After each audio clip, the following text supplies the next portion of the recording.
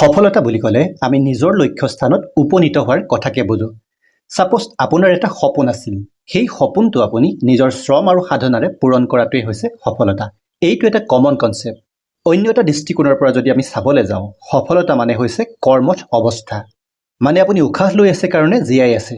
চ' জীৱনৰ বাবে ভালদৰে উশাহ লৈ থকাৰ কাৰ্যটো হৈছে সফলতা।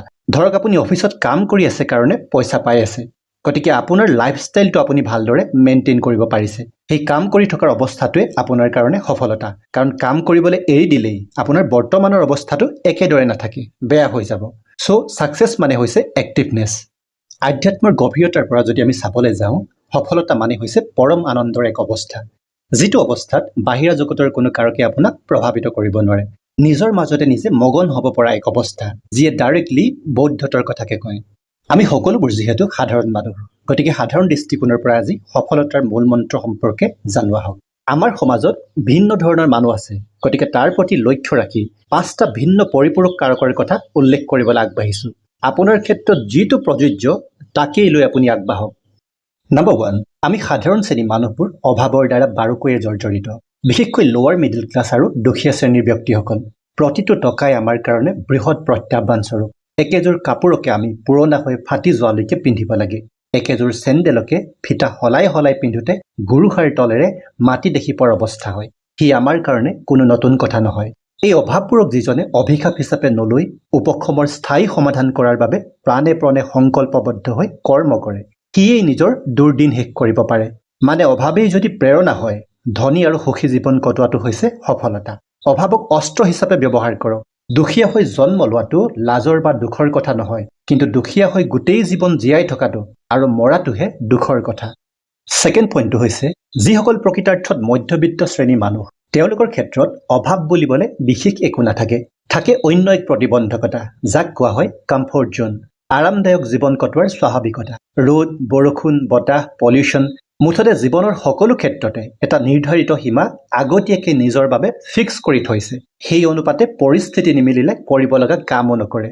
গতিকে এই শ্ৰেণীৰ মানুহৰ ছাকচেছ ৰেট ইতিহাসত চকুত লগাকে বিশেষ নাই। কিন্তু তাৰ মাজতো যিজনৰ কিবা এটা কৰাৰ ভোক থাকে আৰু সেই ভোকটো যদি পেটৰ ভোকতকৈও বেছি হয়, তেওঁ সফল হ'বই।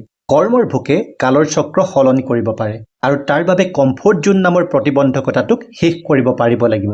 এনেই নকয় যে life starts out of your comfort zone. Third পইণ্টটো হৈছে, আমাৰ সমাজত এচাম এনেকুৱা মানুহ আছে যাৰ মাজত কাম কৰাৰ বিশেষ সদিচ্ছাও নাথাকে আৰু অভাৱেও একো সলনি কৰিব নোৱাৰে। কোনো ধৰণৰ ৰেছপনচিবিলিটি ল'ব নিবিচাৰে নিজৰ লাইফৰ। যিদৰে গৈ আছে গৈ থাকিবলৈ দিয়ে জীৱনটো। না অভাৱৰ টাঙোনে বুজাব পাৰে, না মৰমৰ বুজনিয়ে। কিন্তু এই মানুহবোৰৰ কোনোবা এজনে যেতিয়া কাৰোবাৰ পৰা বৰ বেয়াকৈ প্ৰতাৰিত, আঘাতপ্ৰাপ্ত বা অপমানিত হয়, প্ৰত্যুত্তৰ দিয়াটো তেওঁৰ জীৱনৰ একমাত্ৰ উদ্দেশ্য হৈ পৰে। সেই প্ৰতিশোধ প্ৰাণ জুই কুৰাই লাইফলৈ ইউ-টাৰ্ণ আনে আৰু ভাবিব নোৱাৰাকে ছাকচেছফুল হৈ পৰে নিজৰ জেদ আৰু পাগলপনৰ বাবে। চ' তেনে মানুহৰ ক্ষেত্ৰত জীৱনত আঘাতপ্ৰাপ্ত হোৱাটো প্ৰয়োজনীয়, নিজৰ সম্ভাৱনাবোৰক প্ৰাণ দিবৰ বাবে। ফ'ৰ্থ পইণ্টটো হৈছে, কিছুমান মানুহ আছে যি নিজৰ পেৰেণ্টছ বা প্ৰিয়জনৰ বাবে সকলো কৰিব পাৰে, সকলো সীমা চেৰাই যাব পাৰে। তেওঁলোক মৰম, প্ৰেম, আপোনত্ব এই ধৰণৰ কথাবোৰৰ দ্বাৰা বাৰুকৈয়ে প্ৰভাৱিত। মানে ক'বলৈ গ'লে তেওঁলোক ইম'চনেলি চাৰ্জ। পেৰেণ্টছ বা পাৰ্টনাৰৰ পৰা ৰাইট ৰেছপন্স পালে তেওঁলোকে পৃথিৱীখনো জয় কৰিব পাৰে। আৰু আজিৰ দিনত এই ছাপৰ্ট ছিষ্টেমটো দুৰ্বল হৈ পৰাৰ বাবে আৱেগিকভাৱে ভাগি পৰা মানুহৰ সংখ্যাটো দিনক দিনে বাঢ়িছে।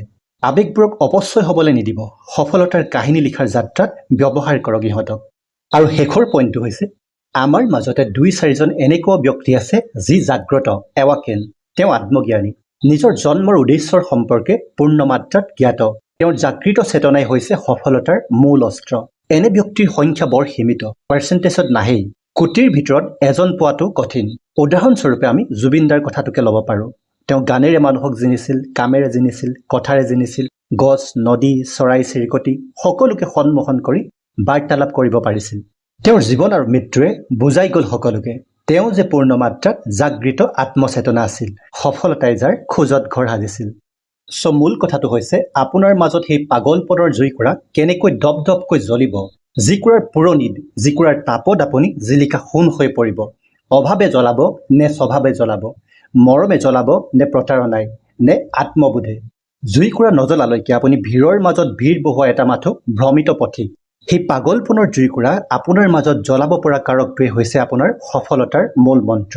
আশা কৰোঁ আজিৰ এই ভিডিঅ'টোৱে আপোনাক সফলতাৰ ভিন্ন প্ৰকাৰ, অৱস্থা, উপায় আৰু মন্ত্ৰৰ আভাস দিবলৈ সমৰ্থৱান হৈছে।